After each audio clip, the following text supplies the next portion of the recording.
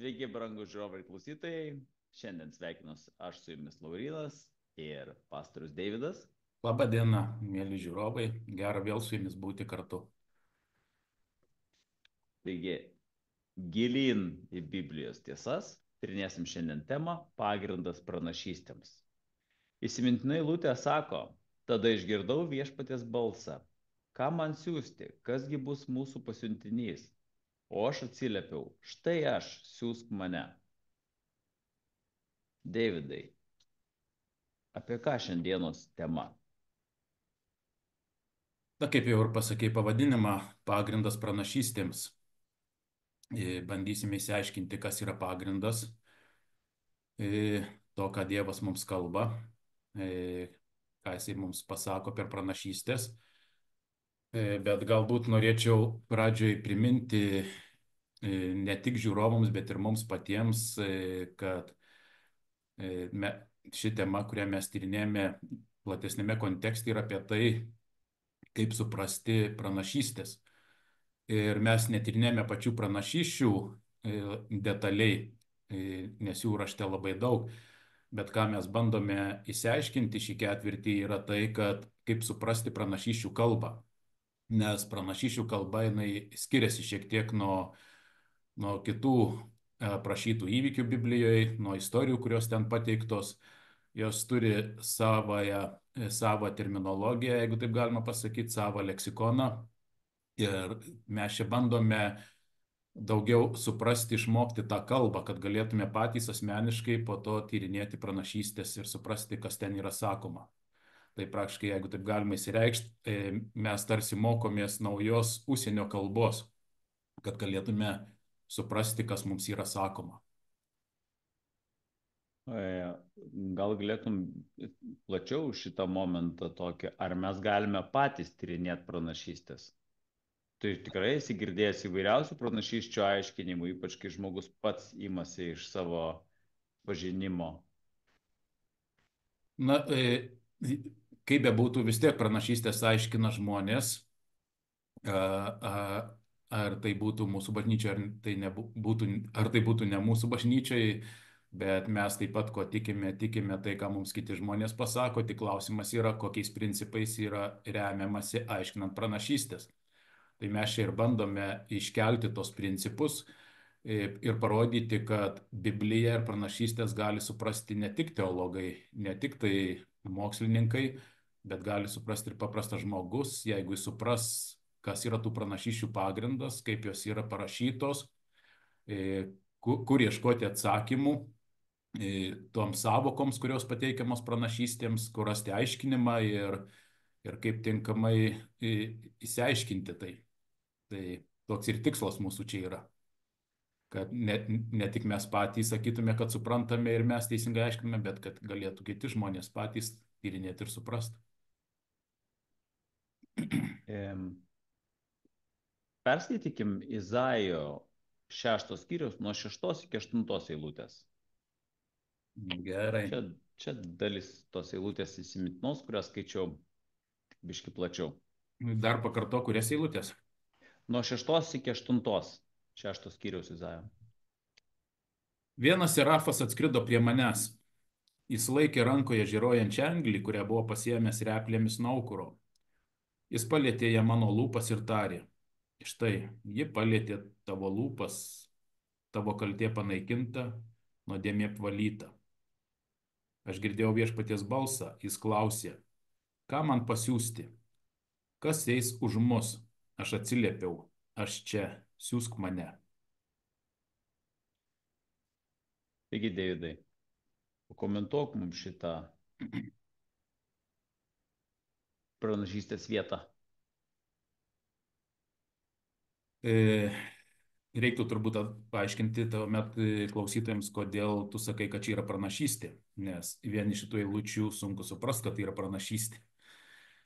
Tai gal aš tada paskaitysiu dar pradžioje 6 skyriaus pirmas eilutės. Izaijo 6 skyriaus nuo 1 iki 5 eilutės, tad aš dar leisiu savo perskaityti. Gerai, skaityk. Karaliaus Uzijo mirties metais mačiau viešpatį aukštame ir pakeltame soste. jo rūbas pripildė šventyklą. Serafai stovėjo ties jo. Kiekvienas iš jų turėjo po 6 sparnus, 2 jie dengė savo veidą, 2 kojas ir 2 skrido. Jie šaukė vienas kitam sakydami, šventas, šventas, šventas kareivijų viešpats. Visa žemė pilna jo šlovės. Durys sudrebėjo nuo šauksmo, o namai prisipildė dūmų. Aš tariau, vargas man, aš esu žuvęs. Aš esu žmogus nešvariomis lūpomis ir gyvenu tarp žmonių nešvariomis lūpomis. Aš savo akimis mačiau karalių, kareivijų viešpatį. Tai tokia yra įžanga. Ir Izaijas sako, kad jis matė viešpatį, kad jis turėjo regėjimą. Ir jis aprašo tą sceną, kurią jis matė. Dangišką sceną, bet labai svarbu viena detalė, kada jis tai matė. Ir mums Izaijas pasako, kad tai įvyko karaliaus Uzijo mirties metais. Tai neatsitiktinai pasakyta, kad tais metais, kai mirė karalius, aš turėjau regėjimą. Tam, kad suprasti šito viso regėjimo svarbą, mums reiktų suprasti, kasgi buvo tas karalius Uzijas ir kodėl Izaijas pabrėžė, kad būtent jo mirties metais aš mačiau viešpatį aukštame ir pakeltame soste. Reiškiasi, labai įdomiai įvardina Izaijas, kad regėjimas, kuris matė, yra susijęs su Dievo sostu. Tai aš trumpai galbūt paminėsiu, kas įvyko iš tikrųjų karaliaus Uzijo dienomis. Tai yra aprašyta antroje karalių knygoje, 26 skyriuje. Pasitikrinsiu, kad tikrai čia. O ir netgi ne čia, užraš kronikų. Va. Surask tą vietą, kurios reikia. Pagaliau radau antrą kronikų knygą arba antrą metraščių knygą, kitose vertimuose. 26 skyrius. Ir eilutės? Keletą, porą eilučių pirmų paskaitysiu šios skyriaus ir po to pasakysiu kitas, kurias. Gerai. Kai Uzijai buvo 16 metų, Judo žmonės padarė į savo karaliumi jo tėvo Macijo vietoje. Trečia eilutė. Pradėdamas valdyti, Uzijas buvo 16 metų ir 52 metus karaliavo Jeruzalėje. Ketvirta eilutė. Jis darė tai, kas teisinga viešpaties akyse, kaip ir jo tėvas Amacijas. Ir toliau sako, jis ieškojo Dievo. Kol Zacharijas, kuris suprasdavo Dievo regėjimus, buvo gyvas. Ir kol jis ieškojo viešpaties, Dievas davė jam sėkmę. Labai įdomiai įvardinta, kad sako, Dievas jam davė sėkmę iki tol, kol jis ieškojo viešpaties. Reiškiasi, tai yra užuomina, kad ne visą gyvenimą Uzija ieškojo viešpaties. Reiškiasi, jo gyvenime buvo momentas, kada jis atsitolino nuo viešpaties. Tai ką aš ir noriu pasakyti, štai apie šitą būtent jo gyvenimo etapą. Kad Uzija jaunas vaikinas 16 metų tapęs karaliumi, didžiąją gyvenimo dalį buvo labai atsidavęs viešpačiui, labai geras, teisingas karalius. Ir pasišventęs Dievui ir mylinti žmonės. Tauta labai džiaugiasi turėdama tokį karalių. Bet kas atsitiko vėliau, paskaitysiu dabar 16 eilutę. Kai jis buvo galingas, jo širdis pasididžiavo jo pražūčiai. Štai kas yra įrašyta jo gyvenimo biografijoje. Jis nusikalto viešpačiui savo Dievui, eidamas į viešpatie šventyklą smilkyti ant smilkimo aukuro. Taigi ką padarė karalius? Jis tiek pasididžiavo, kad jis galvojo, kad gali atlikti vyriausio kunigo tarnystę. Ir nueiti į šventyklą, smilkyti ant smilkimo aukuro smilkalus, kas simbolizavo Dievo teisumą, kuris suteikiamas tikintiesiems. Ir tie dūmai pakilę iš švenčiausios dalies per uždangą eidavo į šventų švenčiausią. Ir vėliau vyriausias kunigas galėdavo ateiti šventų švenčiausią po šito ir atlikti apvalymą ir tautos ir šventyklos. Sunku paaiškinti, kas nutiko šitam karaliui, kad jis sugalvojo, kad atlikti tokį dalyką, kad jis išdryso neįšventyti šitai tarnystė atlikti. Taigi kunigai pasipriešino, bandė jį sulaikyti, bet jis neklausė jų. E, Ir štai ką kunigai jam sako, Uzijau, tu neturi teisės milkyti viešpačiui, čia 18 eilutę skaitau. Tai kunigų Arono sūnų pareiga, išeik iš šventyklos, tu nusikaltai ir viešpats Dievas nepriskaitys to tavo garbiai. Bet sako, Uzijas jau laikė rankoje smilkytuvą, reikėdavo įdėti anglių, įdėti kvepalų specialių, Dievas davęs receptą buvo užpilti ant tų anglių ir taip tie kvepalai buvo galima daryti, galėjo daryti tik kunigai, buvo uždrausta pačiam žmogui daryti. Tai parodo, kiek visa tai buvo šventa, kiek tai buvo atsakinga. Bet sako, jis labai supyko ant kunigų, o kai jis supyko, raupsai atsirado jo kaktoje viešpaties namuose prie smilkimo aukuro kunigams matant. Taigi kas čia atsitiko? Karaliui Uzijai darant kvailystę, kunigai bandė jį sustabdyti, jis jų neklausė, supyko, galvo, kad jis turi teisę tai daryti, nes jis tapo galingas, Dievas jį išaukštino, davė jam labai daug pergalių prieš visus priešus, tai dabar galvoja, kad visą, ką jis daro, Dievas laimins jį. Ir mes matome, kad Dievas ištiko raupsais. O ką reiškia raupsuotas žmogus šventyklai? Ar tu pameni, ką Mozės įsakymas sakė? Jeigu žmogus serga raupsais, ką jis turi padaryti? Jis net... Tiksliai neįvardinsiu, bet ten labai griežtai su raupsais. Taip, kad, kad raupsuotas eitų į šventyklą, apie tai net kalbos nėra, nes sergantis raupsais turėjo apskritai palikti savo namus, palikti bendruomenę ir išeiti atskirai gyventi. Tai, o čia kas įvyko? Dievas ištiko ir raupsais ir tai vyko šventyklai. Reiškia, dabar buvo suteršta ir šventykla, ir Dievo tauta. Aš aišku nenoriu per daug gilintis į tai, tik paskaitysiu 21 eilutę. Karalius Uzijas liko raupsuotas iki savo mirties. Jis gyveno atskiruose namuose ir buvo atskirtas nuo viešpaties namų. Jo sūnus Jotamas valdė karalius namus ir teisė krašto žmonės. Taigi po šito viso karalius išėjo ir liko gyventi vienas. Jis buvo uždarytas, izoliuotas nuo visuomenės, bet nežiūrint to, jis kaip raupsuotas žmogus vis tiek jo kojos buvo šventykloje. Na ir po to sako 23 eilutė, Uzijas užmigo prie savo tėvų ir buvo palaidotas prie savo tėvų karalių kapinių lauke. Ne pačiose karalių kapinėse, bet šalia jų, nes jis buvo raupsuotas. Tai supranti, kokia atsakomybė, net mirusį negalėjo laidoti šalia kitų sveikų žmonių. Tai dabar grįžtant prie Izaijo, Izaija sako, karaliaus Uzijo mirties metais mačiau viešpatį aukštame ir pakeltame soste. Dabar matai, kas čia vyksta, koks kontekstas. Kad Izaijas ne šiaip savo tais metais pamatė viešpatį, kitaip tariant, viešpats ne šiaip savo jį pakvietė, suteikė jam regėjimą, bet viešpats kažką norėjo ypatingo parodyti. Ir šitame kontekste Izaijas sako, kada jis visą mato tą šventumą, mato Dievo sostą, mato serafus tartaujančius prie viešpaties sosto. Įdomu tai, kad Izaijas labai pabrėžė vieną detalę, kas liečia serafus. Tai, kad jis turėjo 6 sparnus. Sako, 2 dengė savo veidą, 2 kojas ir 2 skrido. Ir jie šaukė serafai, kurie stovėjo šalia Dievo sosto, šventas, šventas, šventas kareivių viešpats. Visa žemė pilnai šlovė.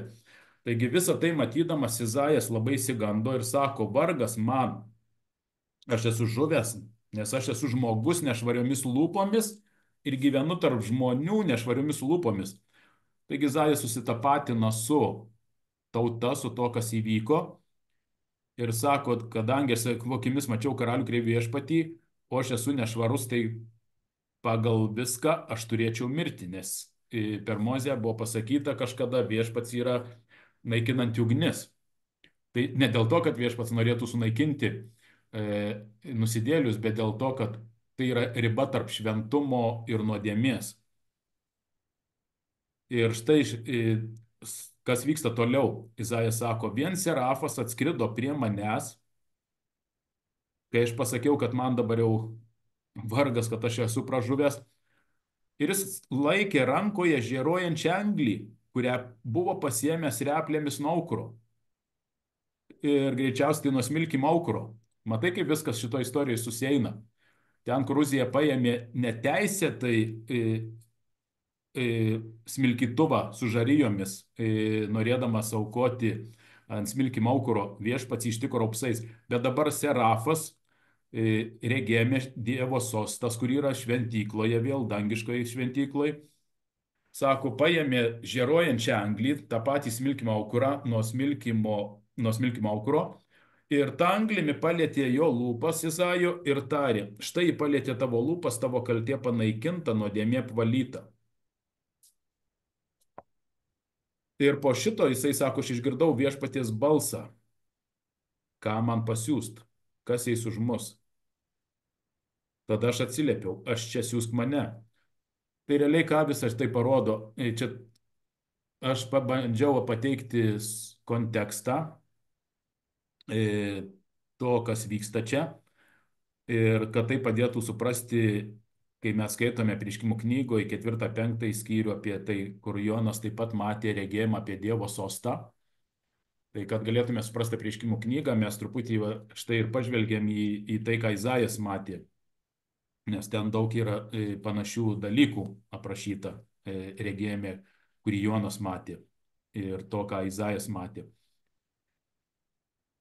Tai, o praktinė pamoka tokia, kad viešpats gali siūsti tą, kuris susitiko su Dievu, patyrė Dievo šventumą, suvokė, koks jis yra nuodėmingas, patyrė Dievo malonę, buvo apvalytas ir tas žmogus yra pasiruošęs misijai, Dievo misijai eiti ir atstovauti Dievą žemėje.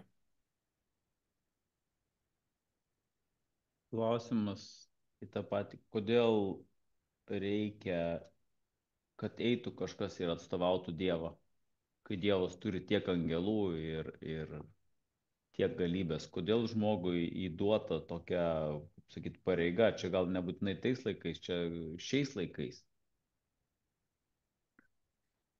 Juk Dievas vis tiek per širdį, juk ne mes žmogų pas Dievą atvedam, žinai, ta prasme, Dievas vis tiek per širdį veikia žmogų. Bet matai, viskas, kas vyksta šitoj žemėje, viskas, kas vyksta šitoj visatoj, viskas skirta išaukštinti Dievą kaip kūrėją ir Dievo šlovę, parodyti Dievo charakterį. Tai žmogus buvo dėl to sukurtas, kad žmoguje atsispindėtų Dievo šlovė, Dievo charakteris. Ir Dievo planas buvo, kad žmogus nenusidėtų. Dievas norėjo atskleisti save žmoguje, kuris be nuodėmės, bet nežiūrint to, kad žmogus nusidėjo, visas atpirkimo planas tik dar labiau išryškina Dievo šventą charakterį ir Dievo meilę ir malonę. Ir kai žmogus eina, tas, kuris patyrė, tarkim, žmogus toks pats kaip Izaijas, kuris patyrė Dievo artumą, patyrė Dievo šventumą, patyrė Dievo malonę, atleidimą, apvalymą nuo nuodėmių, jis yra geriausias liudininkas, kuris skelbia apie Dievo malonę, kuris gali pasakyti, aš buvau nuodėmingas, bet Dievas mane apvalė, pakeitė mano gyvenimą. Ir Dievui reikia gyvų liudytojų. Dievas, aišku, gali pasiūsti tą patį Serafą, kurie tarnauja prie Dievo sosto žemėje, paskelbti Dievo žinią, bet žmonės galėtų pasakyti, na, tau lengva kalbėti, nes tu nesi žmogus. Tu neturi paveldės nuodėmingos prigimties ir tu negyveni šitoj žemėje. Bet visai kas kita, kai tas pats žmogus gyvenant šitoj žemėje, kuris yra toks pats kaip ir kiti, bet patyręs Dievą, Dievo artumą, meilę, liūdė apie tai, kad Dievas yra geras. Jauti tą skirtumą, ne? Na, taip. Bet man yra, taip, man čia yra vienas labai svarbus momentas, kadangi vis dėlto ne žmogus keičia kito žmogaus širdį, žinai. O pas Dievą ateina žmonės tik dėl to, kad Dievas jų širdį keičia. Nu, ta prasme, iš vidaus. Bet jiem reikia įrodymo, kad Dievas tai gali padaryti. Ir kitas žmogus, kurio širdis jau pakeista, yra įrodymas, kad Dievas gali tai padaryti ir tau. Bet žiūrėk, yra momentai, kur tu gali įrodinėti, kiek nori ir vis tiek tai neveikia. Tavars, tu įrodai, žinai, kaip sakyt, situacija, kur yra akivaizdi, bet žmogus atsisako jie tikėti. Tai matai klausimas, ką tu įrodyti nori. Jeigu tu kalbi vien apie teoriją ir apie protinį lygį, tai aišku, daug kas tau gali pasakyti, kad nu, tikėk klai ir viskas, nėra įrodymų. Bet prieš ką žmonės negali ginčytis ir ko negali paneigti, tai koks tu buvai kažkada, ką tu mėgai, ko tu nekentėjai, kaip tu gyvenai ir koks tu tapai šiandien. Ir kai žmogus pasako, tai mane pakeitė Dievas savo meilę ir malonę, nieks negali to užginčyti. Tu gali įrodinėti tiesas, ar yra prisikėlę, tarkim, po mirties, ar žmogaus siela keliauja kažkur, ar nieko nėra, nekeliauja, tu gali ginčytis, įrodinėti. Ir vienas tikės, kitas ne, bet tu negali pamatyti žmogus, kuris tapo sažiningas, doras, paslaugus, tarnaujantis, padedantis kitiems, tu negali pasakyti, kad tai neveikia. Na. Vėlgi turim du variantus. Žmogus, kuris nori aukti ir žmogus, kuris bijo aukti. Nori ginčytis. Gal nori tiesiog bijo kažką keisti ir tiesiog gyvena toj, kaip sakyti, toj aplinkoje, kurią pats kažkaip susikūręs. Atsiminit, kalbėjom kažką tokius, aš pats, žinai. Aš pats. Ir tu jam sakai, bet žiūrėk, tau nereikia tiek vargti, yra Dievas, jisai, ta prasme, tau išlygins tavo visus kelius, žinai. Ne, aš pats ir jam jokie įrodymai neveikia. Kol galiausiai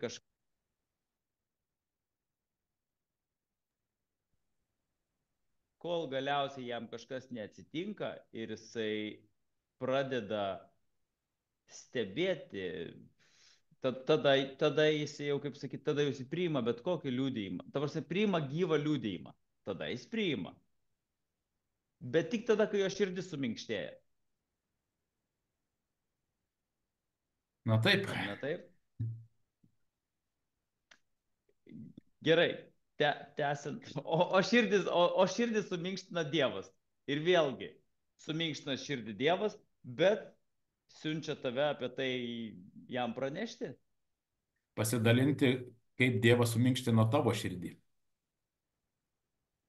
Kai tu pasidalini to, kaip Dievas prie tavęs, kaip jis elgėsi su tavim, ką jis padarė tavyje, tavo gyvenime, kiti žmonės girdėdami tai arba priima, arba atmeta. Bet jeigu priima, jų širdis taip pat minkštėja. Gerai. Keliaujam toliau. Pakalbėkim apie kerubus. Tai jeigu tęsiant šitą temą, ką mato žmonės, kai jie yra atvedami į Dievo artumą regėjimuose, iš ko po to gauna ir pranašystės, ką jie turi pasakyti, tai mes matome tokį įdomų labai vaizdą. Dažniausiai čia Izaijas pasakyta, kad matė serafus. Galbūt dar kalbant šitą temą būtų verta pasakyti tokį įdomų dalyką, kad pats žodis serafas, jisai reiškia degantis, liepsnojantis arba švytintis. Tai Izaijo regėjime mes matome, kad tai yra kažkokios būtybės, kurios turi 6 sparnus. Labai svarbus kažkodėl svarbi detalė paminėta, kad yra švytintys, degantys ir būtent serafas Izajui palietė anglimi lūpas. Tai vėl neatsitiktinai anglis, kur yra deganti, liepsnojanti ir serafas taip pat degantis, liepsnojantis prieės prie Izajo apvalijai. Įdomu tai, kad Evangelijoje pagal Joną 5 skyriuje 35 eilutėje apie Joną Krikštytoją yra taip pasakyta. Jonas buvo degantis ir šviečiantis žiburys, tačiau jūs panorėjote tik valandėlę jo šviesa pasidžiaugti. Jonas irgi vardinta, kad buvo degantis ir šviečiantis žiburys. Praktiškai galima pasakyti Seno testamento kalba, kad jis buvo serafas. Tai aš turėsiu vieną klausimą tau prie šito, kai pažiūrėsime apie cherubus. Tai kalbant apie cherubus, kitą angelų, net nežinau kaip pavadint, ar tinkamas žodis angelų rūšis, ar angelų rasė, ar, ar, ar netgi Tipas. tipas, geras gal žodis. Įdomus dalykas atsiskleidžia, kada pradžios knygoje skaitome, kai žmogus pirmasis, tai yra Adomas ir Ieva nusidėjo. Tai pasakyta pradžios 3 skyriuje 23 ir 24 eilutėje toks dalykas. Viešpats Dievas išvarė jį iš Edeno sodo dirbti žemėje, iš kurios jis buvo paimtas. Išvarė žmogų į rytus nuo Edeno sodo, viešpats pastatė cherubus su švytrojančiu ugniniu kardu saugot kelią prie gyvybės medžio. Tai yra pirmą kartą paminėta žodis cherubai ir tai yra pasakyta pradžios knygoje. Jų darbas buvo kaip ir sargybinių saugoti, kad nusidėjęs žmogus negalėtų įeiti į Edeno sodą. Ką šitas tekstas pasako? Pasako tai, kad pirmieji žmonės, kurie buvo nusidėję, jie turbūt galėdavo ateiti kiekvieną dieną prie to sodo, nes jis nebuvo kažkur tai paimtas, panaikintas ir jį galėjo matyti, bet jie negalėjo eiti į vidų. Buvo uždrausta. Tik darbo dienomis. Nei darbo dienomis. Ženklas stop. Nuodėmingam žmogui įeiti draudžiama. Eismas draudžiamas. Man ta vieta labai įstrigo, kai aš pagalvojau, kad matydami Edeno sodą ir Dievo angelus, nuodėmiai tai visiškai netrukdė vystytis. Turi kūrėjo antspaudą prie pat. Ir šalia Edeno sodo nuodėmė išsivystė iki tiek, kad prie Nojaus istorijos. Na, kaip parodo, matai, neužtenka nuodėmę išvaryti žmogaus vien tik tai to, kad pastatysi cherubus su ugniniais kardais prie Edeno sodo. Čia gal labiau argumentas dabar, žinai, mes nematom ant gamtinio pasaulio, tokie, žinai, jeigu aš matyčiau Dievą ten gyvai, jeigu matyčiau ten angelus, esi girdėjęs tikrai tokią versiją, aš įtikėčiau. Ir štai mes turim istoriją, kur viską matė ir taip. Dėja, kaip tik po to ir pasakyta, Kainas, kuris matė visą tai, taip pat galėjo ateiti prie Edeno sodo, dėja užmušė savo brolį, slėpė savo kaltę, atsitolino nuo viešpaties ir pradėjo daug patystę. Tai rezultatas atitolimo nuo Dievo. Bet kas dar yra įdomu, kad žodis pastatė, grįžkime truputį atgal prie tų cherubų. Taip. Išvarė žmogų rytus nuo Edeno sodo, viešpats pastatė cherubus. Ta žodis pastatė hebrajų kalboje yra šakan. Ir jis kilęs iš to pačio žodžio šaknies kaip ir šekina, kas reiškia Dievo artumą. Vėliau šitą žodį mes randame, kai kalbam apie Dievo šventyklą. Tai ką tai visą tai reiškia?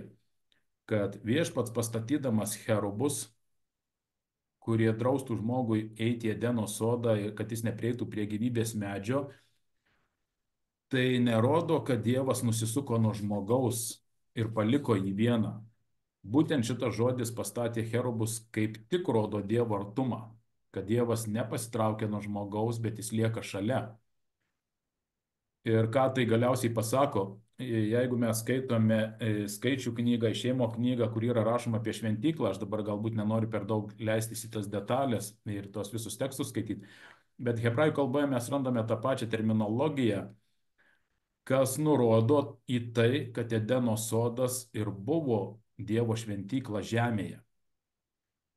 Ir kad Adomas su Ieva buvo gyvi,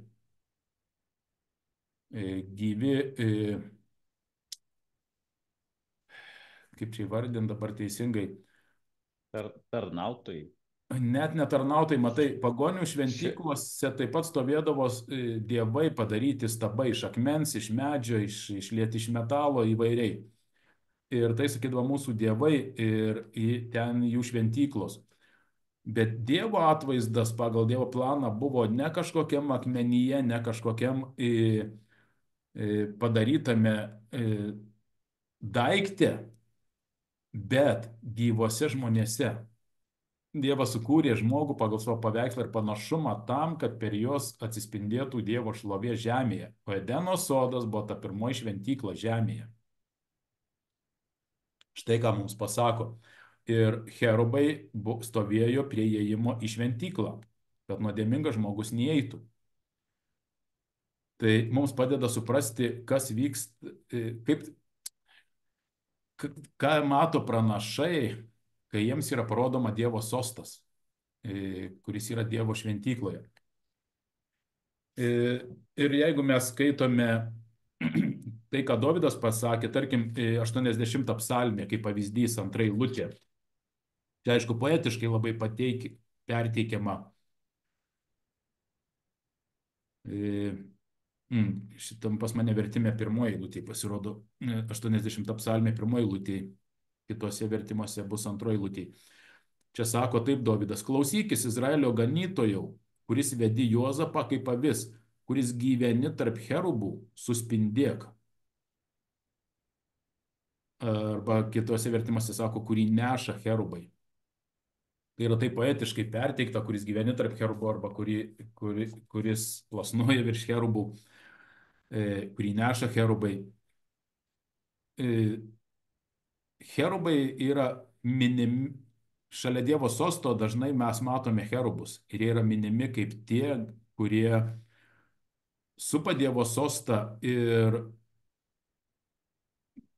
perduoda kitiems Dievo kūriniams tą Dievo šlovę. Tai dabar aš turiu tau klausimą, Laurinai, kaip sakiau, aš jo nepamiršau. Ir tuo pačiu visiems klausytojams pamastyti. Izaijo regėjime mes randame apie angelus serafus.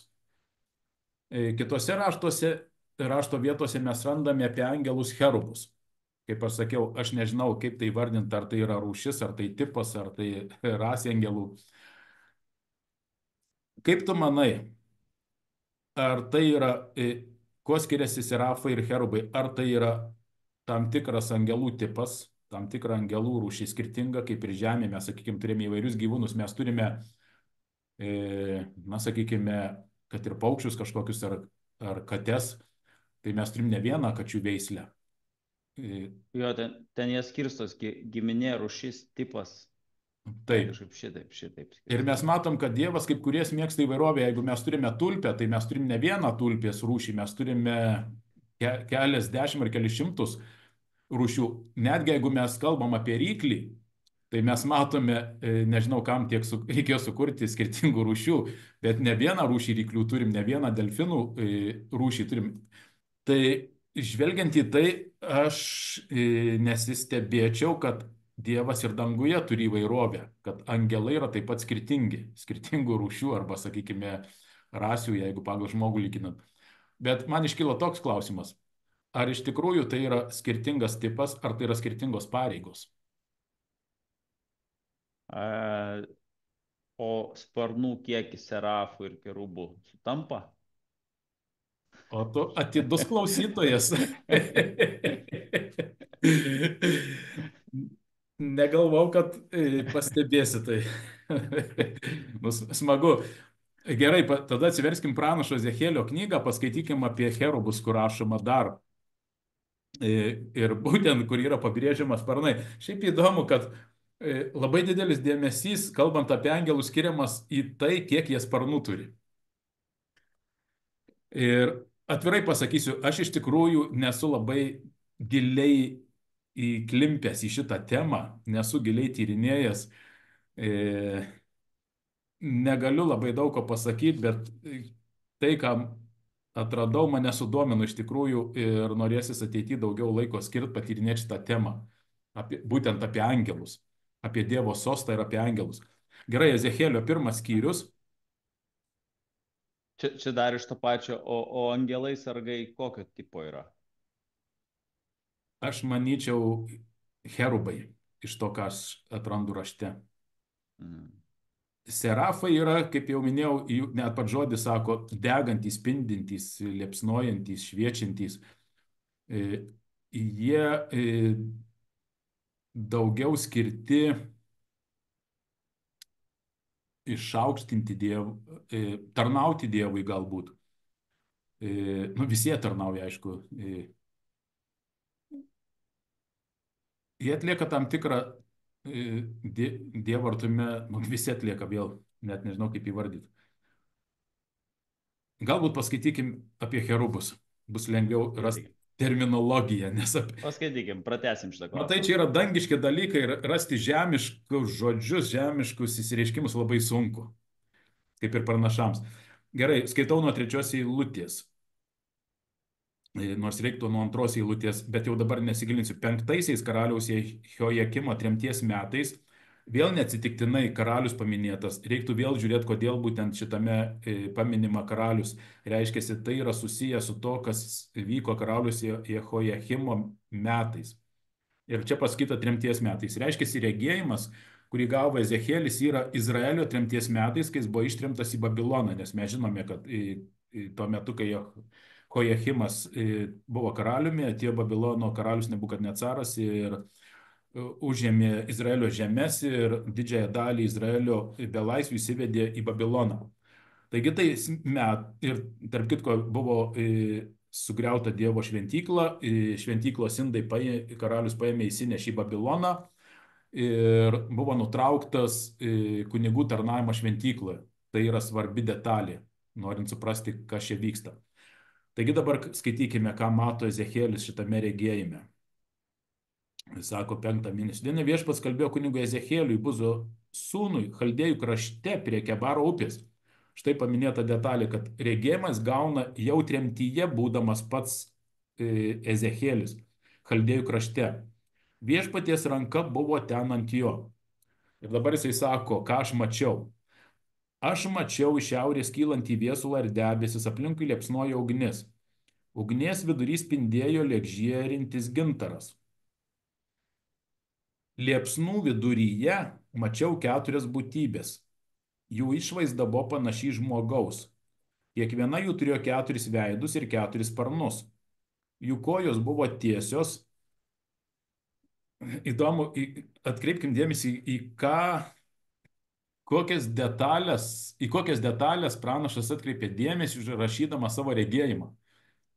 Kažkodėl jis nekalba apie rankas ar kūną, bet jisai pamini veidą, kas jam įstrigo, kad kiekviena šita būtybė turėjo 4 veidus. Mes žmonės turim vieną veidą, o šitos dangiškos būtybės, sako, turėjo 4 veidus iš skirtingų pusių. Tai yra, jie neturėjo pakaušio, bet ten veidas buvo, čia veidas ir čia veidas, iš visų pusių veidas, bet veidai buvo skirtingi. Ir čia vėl įdomu, ne, jeigu žiūrėti į Dievą kaip kurie, ką jisai sukūrė. Viename asmenėme 4 veidai. Nežinau, ar galima pasakyti 4 asmenybės, bet 4 veidai. Jų kojos buvo tiesios, bet pėdos panašios į veršio kanopas. Skeltos tada taip išeina. Būtybė žibėjo kaip išlydytas varis. Tai yra, jų kūnai, sako, toje visoje šviesoje atsispindėjo kaip varis. Po jų sparnais keturiuose šonuose buvo žmogaus rankos. O šitie turėjo ne tik sparnus, bet ir rankas. Ir įvardina, kad kaip ir žmogus. Veidus ir sparnus jos turėjo keturiose pusėse. Tai reiškia labai įdomi konstrukcija, jeigu tai pažiūrėt. Iš kiekvienos pusės veidas ir iš kiekvienos pusės po sparnus. Sparnai lietė vienas kitą. Eidama šitos būtybės nesisuko, kiekviena ėjo tiesiai. Visų keturių veidai atrodė taip. Priekyje buvo žmogaus veidas, dešinėje liūto veidas, kairėje veršio veidas ir užpakalyje erelio veidas. Įdomi kombinacija. Žmogaus, laukinio gyvūno, naminio gyvūno ir plėšraus paukščio. Jų sparnai buvo ištiesti ir pakelti į viršų. Du sparnai lietė vienas kitą, kiti du dengė jų kūnus. Jos ėjo kiekviena tiesiai pirmin, kur dvasia norėjo eiti, ten jos ir ėjo ir eidamos nepasisukdavo.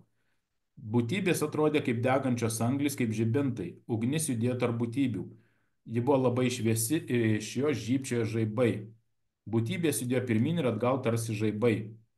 Žiūrėdamas į būtybės, mačiau ant žemės prie kiekvienos iš jų po ratą. Ir po to jau aprašo ratus kažkokius dar po jomis, kurie taip pat spindėjo ir judėjo ir sukosi vienas kitame.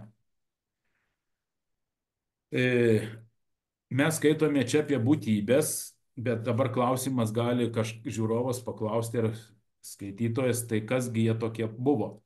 Tai Ezechėlio 10 skyriuje mums pasakyta, pratęsiant šitą regėjimą, sakoma, aš pažvelgiau aukštyn ir štai skliautė virš cherubų galvų spindėjo lyg safyras, lyg sosto pavidalas. Dėvinčiam drobiniais jis kalbėjo, eik tarp ratų po cherubais, paimk rankomis žėrojančių anglių esančių prie cherubų ir išbarstyk jas mieste. Aš mačiau, kaip jis ėjo. Cherubai stovėjo šventyklos pietų pusėje. Kai vyras įėjo, debesis pripildė vidinį kiemą. 5 eilutė. Cherubų sparnų šlamėjimas buvo girdėti net išorinėme kieme lyg visagalio Dievo balsas. Kai jis įsakė drobiniais apsirengusiam paimuk ugnies tarp ratų po cherubais, jis yra atsistojo prie ratų. Cherubas ištiesė ranką į ugnį, kuri buvo tarp jų, paėmė jos ir padavė ją vyrui dėvinčiam drobiniais. Jis gavęs ugnies išėjo. Na ir vėl aprašo, kad po cherubų sparnais buvo lyg žmogaus rankos. Ir aš stebėjau ir mačiau prie kiekvieno cherubo po ratą. Ratai žiūrėjo lyg krištolas. Štai, taigi, tai, ką mato Ezechėlis, jisai sako, aš matau cherubus. Izaijas, ką matė, sako, aš matau serafus. Bet kai skaitome, tai, ką jie daro prie Dievo sosto, yra labai panašu. Ir vieni, ir kiti neša ugnį nuo aukurų. Tarnauja kitiems kūriniams. Ir panašu, kad cherubai buvo tie, kurie supa Dievo sostą ir atlieka tarnystę. Serafai labiau tie, pagal tai, ką aš suprantu, kad yra tie, kurie labiau atlieka šlovinimo elementą. Nors vienareikšmiškai pasakyti yra sunku. Tai štai, atsakyti į klausimą, ar tai skirtinga rūšis, ar tai skirtingos pareigos, prisimenant, kad Jonas Krikštytojas taip pat sako, buvo degantis, šviečiantis, kaip mes ten skaitėm,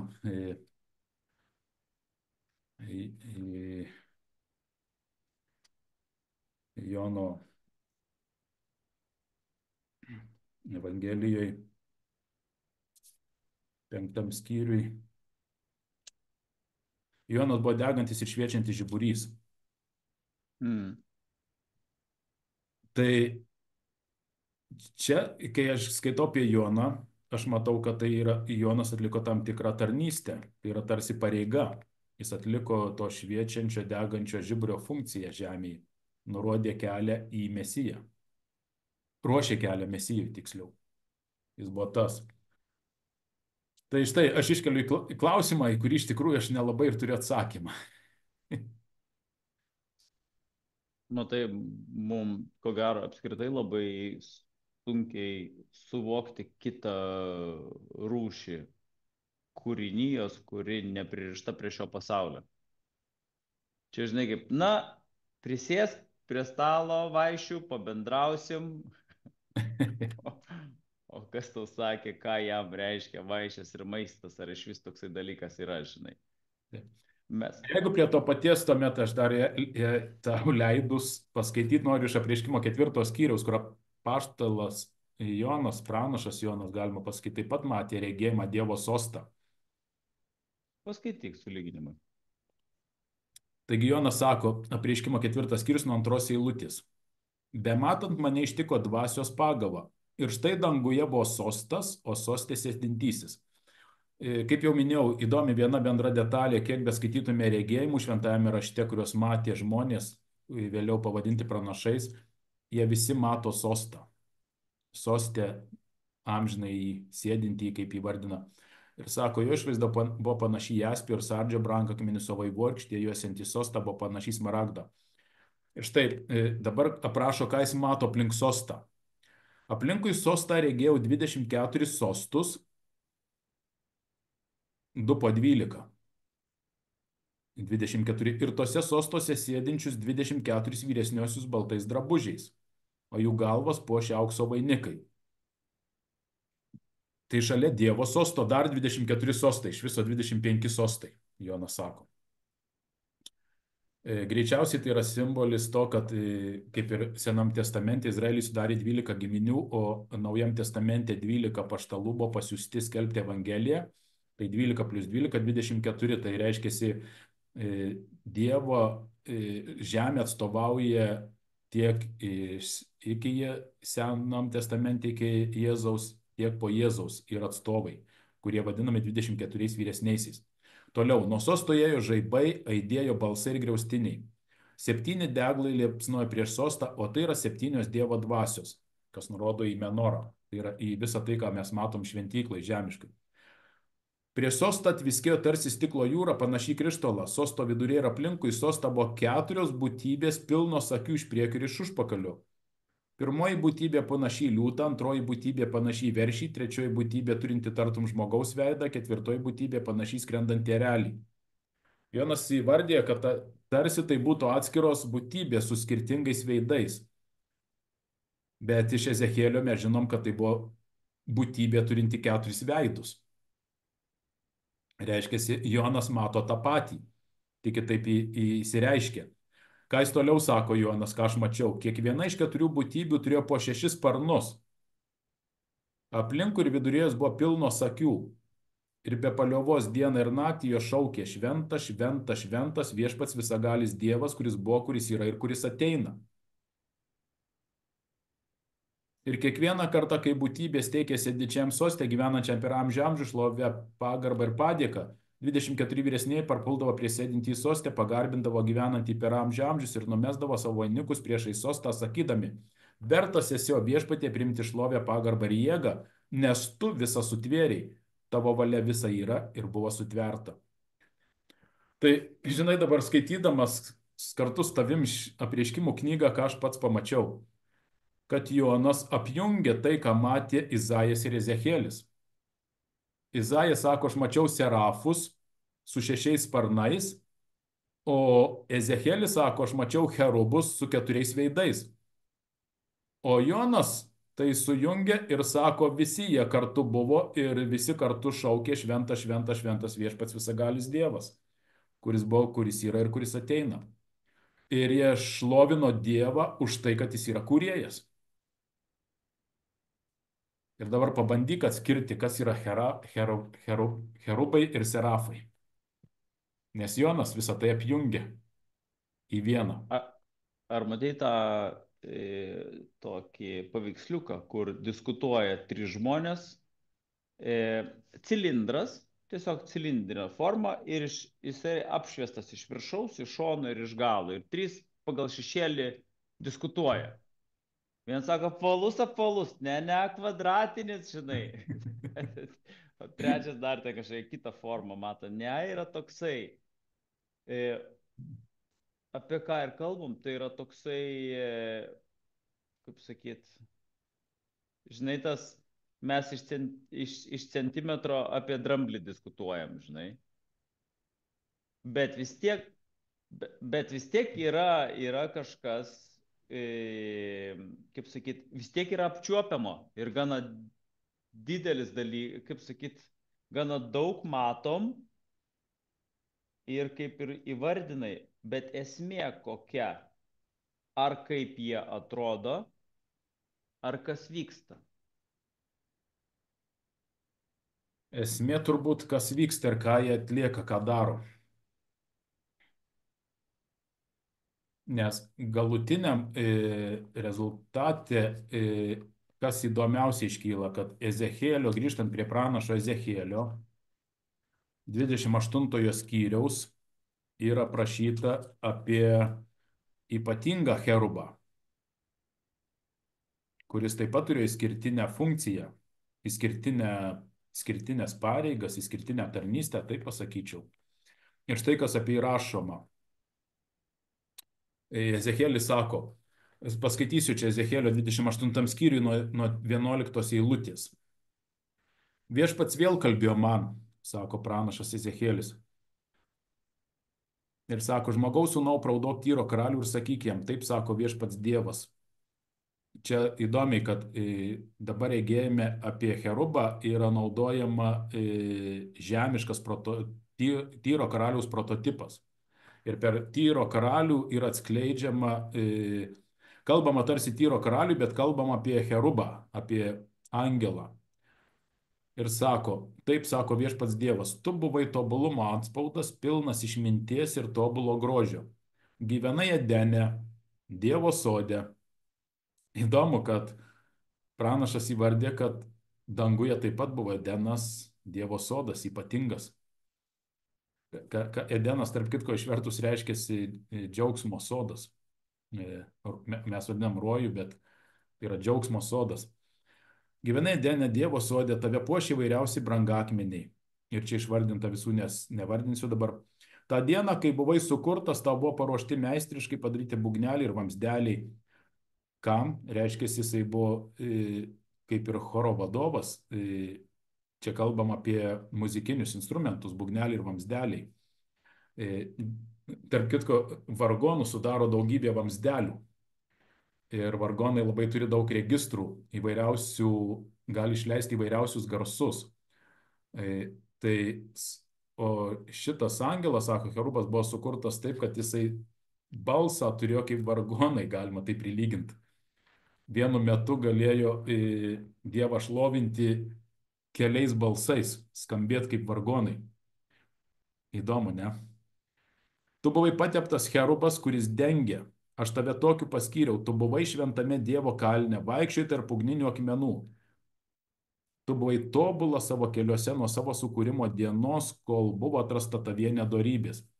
Tau plačiai beprekiaujant, jie pripildė tave smurto ir tu nusidėjai. Todėl aš išmesiu tave iš Dievo kalno kaip nešvarų ir pašalinsiu tave dengiantis cherubas iš ugninių akmenų tarpo. Tavo širdis išpuiko dėl tavo grožio, tu praradai išmintį per savo spindesį. Aš parblokšiu tave ant žemės priešais karalius, kad jie galėtų matyti tave. Savo daugybę neteisybių ir apgaulę prekyboje tu sutepėjai savo šventyklas. Todėl iš tavo vidaus aš pažadinsiu ugnį, kuri sunaikins tave, visų akivaizdoje pavers tave pelenai žemėje. Visi, kurie pažino tave, baisėsis tavimi. Tu būsi pasibaisėjimas ir tavęs nebebus. Tai štai to apie ypatingą cherubą, kas mums pasakyta. Mes jį pažįstame kaip Liuciferį, arba žinome jį kaip Liuciferį. Bet ką mes iš šito ištraukos sužinome, kad jis buvo cherubas. Jis nebuvo įvardintas kaip serafas, bet kaip cherubas. Ir jis, sako, buvo Edeno sode, buvo tobulumo antspaudas, pilnas išminties, tobulo grožio. Ir 14 eilutė sako, jis buvo išskirtinis cherubas, nes, sako, tu buvai pateptas cherubas, kuris dengia. Reiškiasi, jis turėjo ypatingą paskirtį. Jisai sako, tu buvai šventame Dievo kalne, vaikščiai tarp ugninių akmenų. jis buvo tas cherubas, kuris buvo šalia Dievo sosto. Jis buvo pateptas, įskirtas iš kitų atlikti ypatingą tarnystę, misiją. Ir kas atsitiko, sako, tavo širdis išpuiko ir tu pradėjai priekybą. Čia labai įdomiai įsireiškia, kaip minėjau, kadangi kalba žemiško Tyro karaliaus prototipo įvaizdį apie šitą cherubą, karalių Tyras buvo labai turtingas, susėmė priekybą, bet tas pats žodis priekyba, čia kur minimama, kad priekyboje tu sutepėjai savo šventyklas. Tai reiškia, tuo metu būdavo pirkliai, kurie išplatina prekes, išnešioja prekes, išplatina. Šiandieną mes netgi turim terminą platintojai, kada kalbam apie priekybą. Vadybininkai. Vadybininkai oficialiai, o liaudis sako platintojai. Mm. Tai šitas cherubas sako, ką jis pradėjo daryti, kai jo širdis išpuiko, jis pradėjo platinti melą apie Dievą.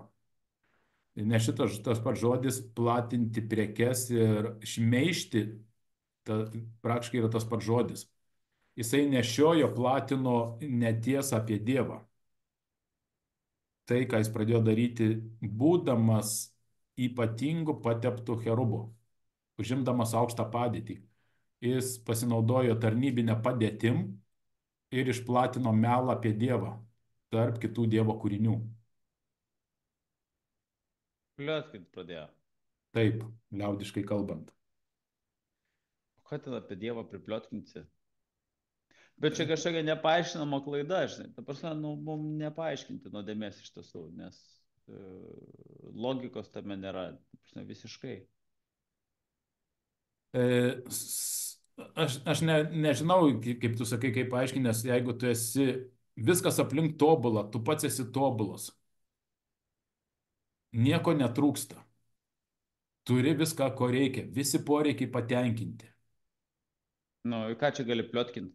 Baimės nėra, kad tu kažko neturėsi rytoj, kad tu prarasi.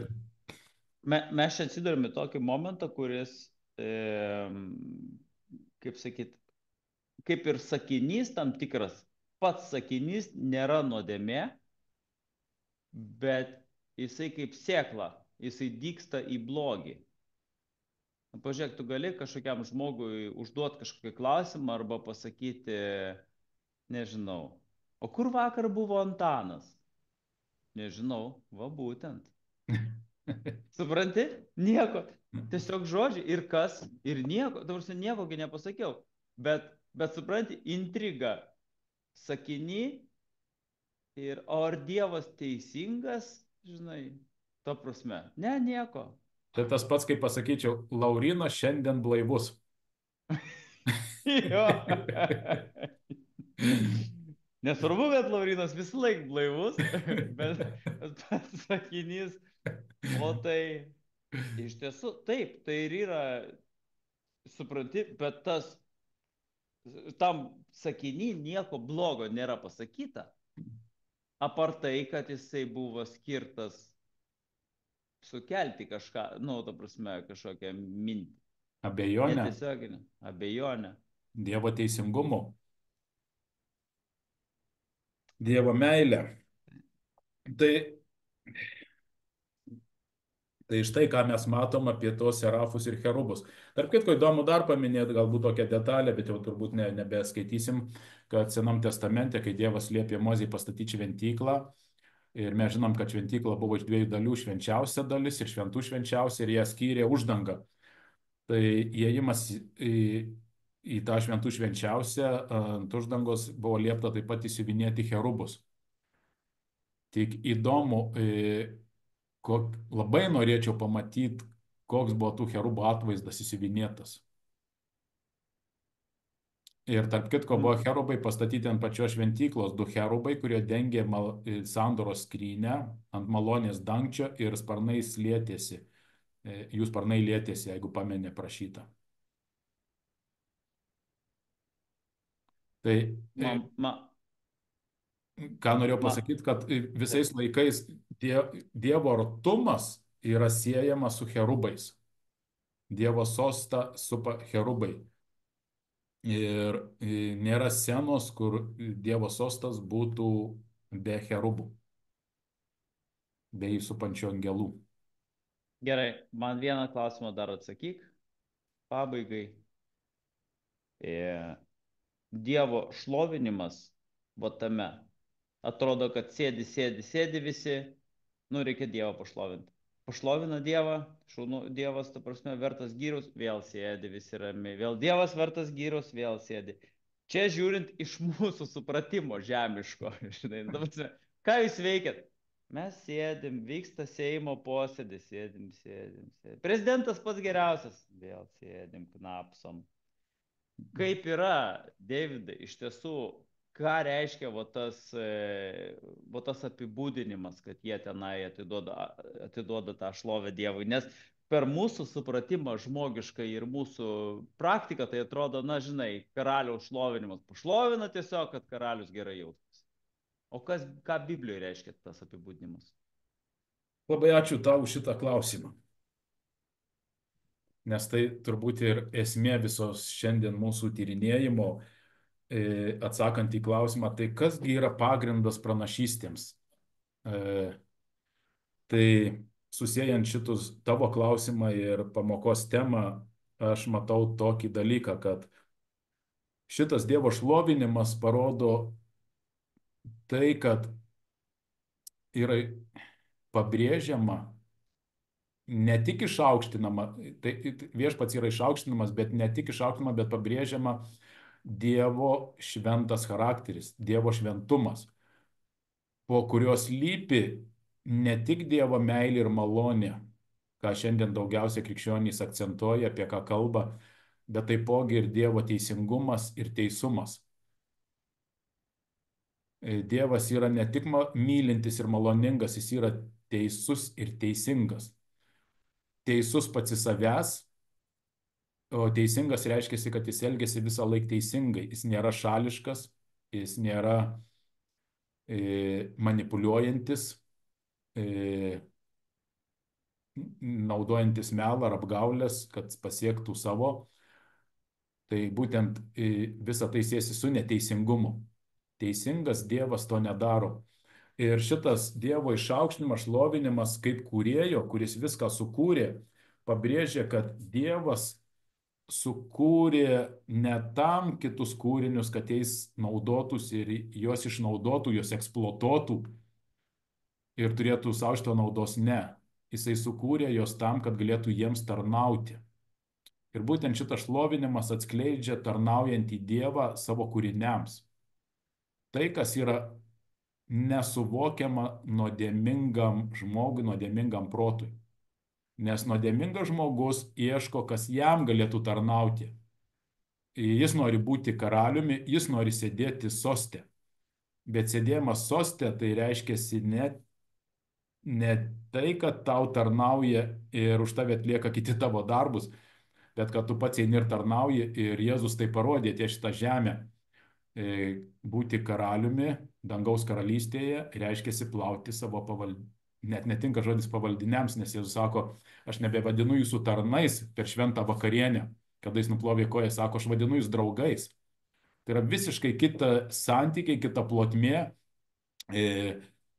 ir kitas santykis, negu kad mes įpratę matyti žemėje. Štai ką atskleidžia tas šlovinimas, kad tas šlovinimas vyksta nuo širdžiai širdies, vyksta džiaugsmo dvasioje, dėkingumo dvasioje.